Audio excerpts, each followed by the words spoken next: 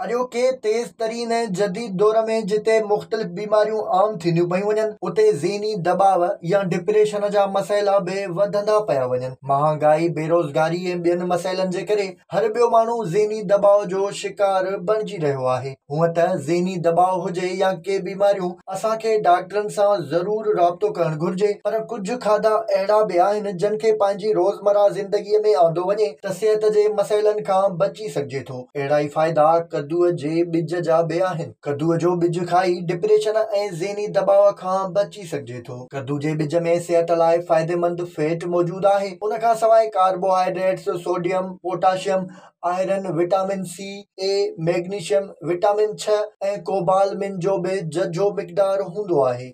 जन माण्हुनि खे एंज़ाइटी ऐं डिप्रेशन जी शिकायत हूंदी आहे, कद्दूअ जो ॿिज उन्हनि लाइ वॾनि फ़ाइदनि वारो हुजे थो, छो त कद्दूअ जे ॿिज में कुदरती तौर ते मैग्नीशियम, ट्रिप्टोफैन, ज़िंक, कापर ऐं सेलेनियम तमामु घणे मिक़दार में हूंदा आहिनि, जेके बेक़रारी ऐं बेसुकूनीअ खे ख़तम करे सुकून वारी निंड आणण में वॾी मदद ॾींदा आहिनि। इन सां गॾु एसाबी निज़ाम खे बि सुकून ॾींदा आहिनि, जंहिंसां ज़हनी दबाव घटिबो आहे। जीअं त कद्दूअ जे ॿिज में सुठा फैट ऐं कार्ब्स मौजूदु हूंदा आहिनि, इहो ई सबबु आहे त उहे खाइण सां बुख घटि लॻंदी आहे ऐं वज़न में लाथि अचे थी। उन्हनि में मौजूदु सणब जिस्म में ॼमंदो नाहे, जंहिंजे करे चर्बीअ खां बि महफ़ूज़ रही सघिजे थो। हिक तहक़ीक़ खां पोइ माहिरनि जो चवणु आहे त कद्दूअ जे ॿिज में मौजूदु फैटी एसिड्स, प्रोटीन, विटामिन्स ऐं मादनियात कैंसर खां बचाइण लाइ बि वॾा मददगार हूंदा आहिनि। उन सां गॾु कद्दूअ जे ॿिज में झझे मिक़दार में मैग्नीशियम हुजण जे करे उन्हनि खे पंहिंजी खुराक जो हिसो बणाइण सां